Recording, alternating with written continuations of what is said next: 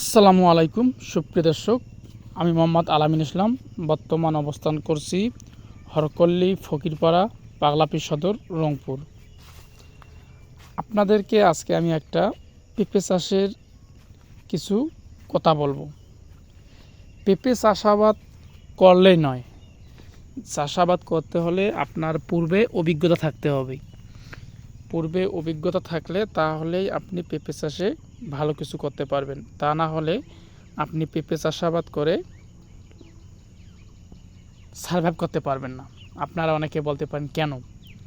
পেঁপে এমন একটি চাষাবাদ যেটা অভিজ্ঞতা না থাকলে আপনি ঢলে পড়ে যাবেন, মানে গাছগুলো যেমন ঢলে পড়ে যায় তেমন আপনিও ঢলে পড়ে যাবেন। এখন অনেকের প্রশ্ন জাগতে পারে যে কেন ভাই এই কথা?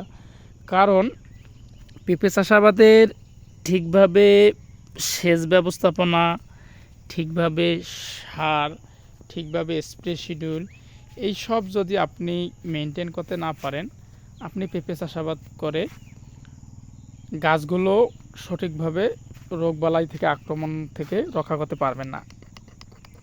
কারণ পেঁপে চাষাবাদ এমন একটা জিনিস যেটা বেশি পরিশ্রমও না, আবার কম পরিশ্রমও না। যেটাই প্রয়োগ করতে হবে সেটাই সীমিত পরিমাণ, অতিরিক্ত কোনো কিছুই প্রয়োগ করা যাবে না।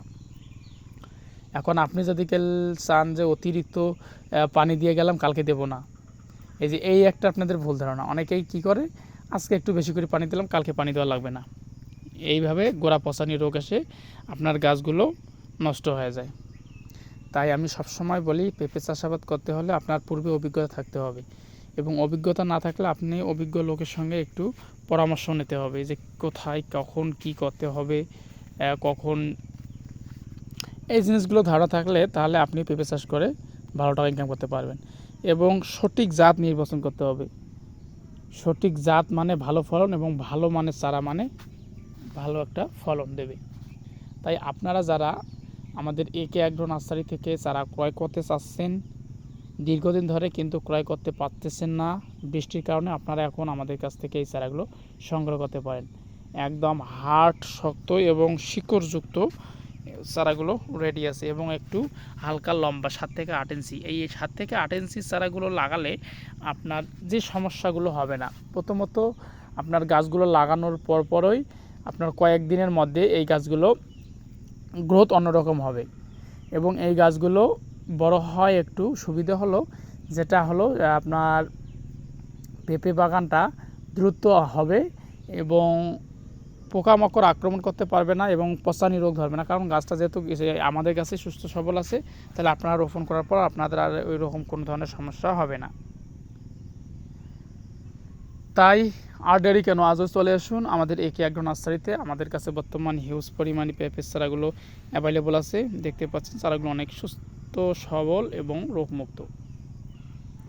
আমাদের একে অ্যাগ্রো নার্সারি থেকে পূর্বে আপনারা যারা চারা ক্রয় করেছেন, আপনারা ভালো করে জানেন যে আমাদের একে অ্যাগ্রো নার্সারির চারাগুলো কতটা কোয়ালিটি সম্পন্ন, এবং আমরা সবসময় কৃষকদের ভালো কোয়ালিটির চারা দিয়েই থাকি।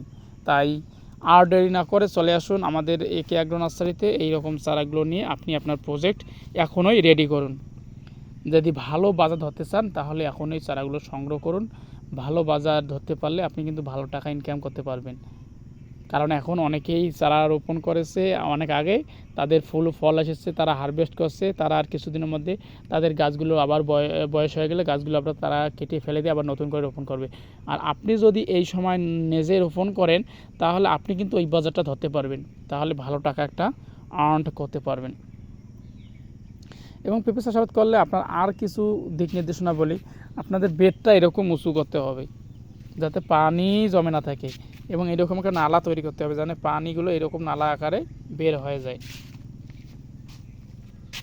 এই জন্য আপনারা যারা মনে করেন ইউরিয়া সার ব্যবহার করেন, ইউরিয়া সার বেশি ব্যবহার করা যাবে না পেঁপে চাষাবাদের দিকে, কারণ ইউরিয়া সার আপনার অনেক ক্ষতি করবে। ইউরিয়া সার গাছের যেমন ডালপাল বাড়াবে, তেমন কিন্তু আবার ক্ষতিও করবে গাছগুলোতে।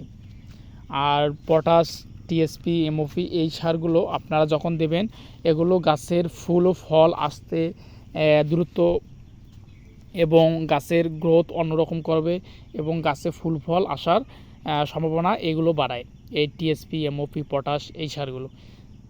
তাই আপনারা যারা নতুন কৃষি উদ্যোক্তা হতে চাচ্ছেন তারা দ্রুত আমাদের এই কে অ্যাগ্রো নার্সারিতে যোগাযোগ করবেন। আমাদের কাছে এই চারাগুলো অ্যাভেলেবল আছে।